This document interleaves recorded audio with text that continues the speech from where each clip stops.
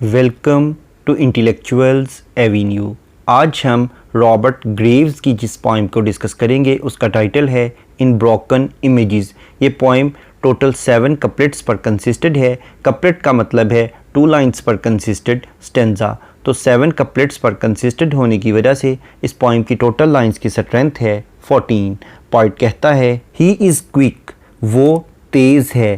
Thinking in clear images, वो वाज़े तसव्वुरात को सोचने के मामले में बहुत तेज़ है।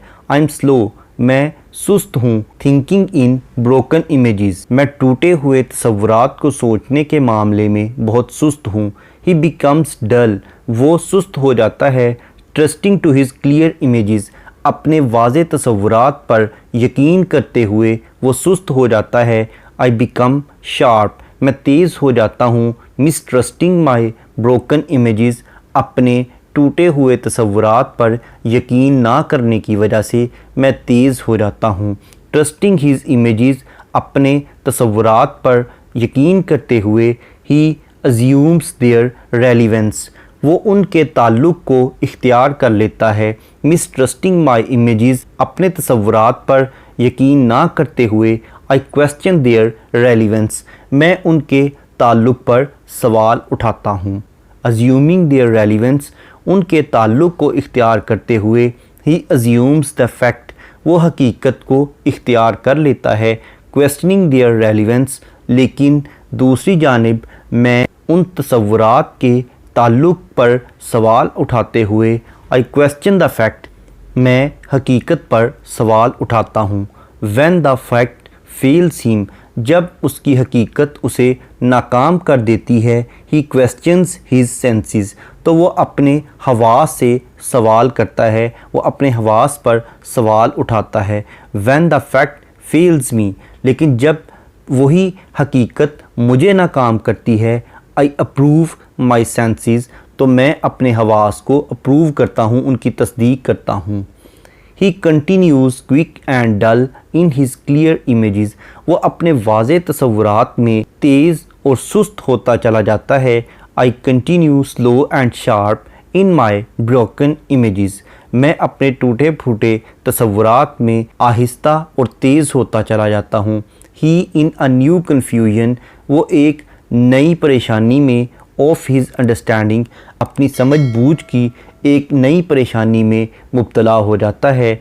आई, मैं in a new understanding of my confusion, लेकिन जो मेरी कन्फ्यूजन है, जो मेरी परेशानी है, वो मुझे एक नई समझ अता करती है। इस पोइम का टेक्स्ट पढ़ने के बाद अब हम आते हैं इस पोइम में यूज़ होने वाली लिटरेरी टर्म्स या फिगर ऑफ स्पीच की जानिब। सबसे पहले हम देखते हैं एपिस्ट्रॉफी। एपिस्ट्रॉफी का मतलब है एंडिंग ऑफ 2 और more than 2 lines with the same word, यानी 2 या 2 से ज़्यादा लाइनों का एक ही लफ्ज़ पर इख्तिताम पजीर होना, जैसा कि लाइन नंबर 1 और 2 इमेजेस पर एंड हो रही हैं। इसके अलावा इस पोइम में एंटीथीसिस बयान किया गया है, यानी एक नज़रिया बयान किया गया है और उसके बरक्स दूसरा नज़रिया बयान किया गया है। नेक्स्ट है एनाफोरा। एनाफोरा का मतलब है बिगिनिंग ऑफ 2 और more than 2 lines with the same word, यानी 2 या 2 से ज़्यादा लाइनों का एक ही लफ्ज़ या मुख्तलिफ अल्फाज से शुरू होना, जैसा कि लाइन नंबर 9 और 10 व्हेन द फैक्ट फेल्स से शुरू हो रही हैं। नेक्स्ट है पर्सोनिफिकेशन।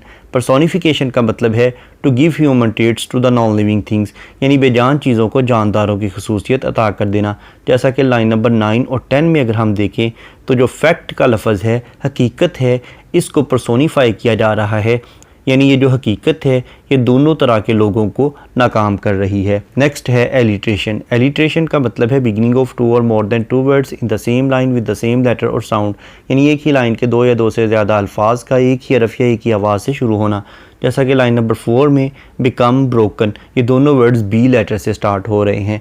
उसके बाद नेक्स्ट है एसोनेंस। एसोनेंस का मतलब है use of same vowel letter in the different words of the same line, यानी एक ही लाइन के मुख्तलिफ अल्फाज में एक ही वावल लेटर का इस्तेमाल करना, जैसा कि लाइन नंबर 1 में इज़ क्विक थिंकिंग इन चारों वर्ड्स में आई लेटर यूज़ हुआ है जो कि वावल है। इसके अलावा इस पोइम की तमाम लाइंस एंड स्टॉप लाइंस हैं, यानी हर लाइन एक बाकायदा मीनिंग रखती है। इसके बाद अगर हम इस पोइम के थीम को देखें तो इसका बहुत डीप थीम है, यानी इसके थीम में बहुत गहराई है। पॉइंट यही कहना चाहता है कि जो इंसान ज़्यादा तदब्बर करता है, अगरचे उसका रास्ता तो बहुत मुश्किल होता है, लेकिन उसी इंसान के हवास, उसी इंसान की सेंसेस ही ज़्यादा शार्प और तेज़ हो जाती हैं। यहाँ पर यह पोइम ख़त्म हुई। इस पोइम में जिन लिटरेरी टर्म्स का जिक्र किया गया है, उन तमाम टर्म्स को डिटेल में समझने के लिए इसी चैनल यानी इंटेलेक्चुअल्स एवेन्यू पर लिटरेरी टर्म्स की प्लेलिस्ट को विज़िट करें। इसके अलावा इस लिटरेरी टर्म्स की प्लेलिस्ट का लिंक नीचे डिस्क्रिप्शन बॉक्स में भी मौजूद है। Thank you for attending this lecture.